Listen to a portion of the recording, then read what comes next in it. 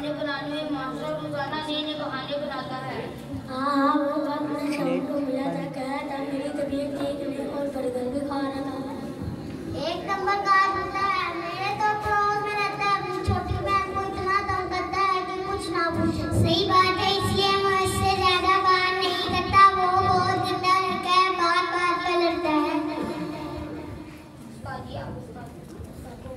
बच्चों ये खाओ, बच्चों ये आपके खाने के लिए है।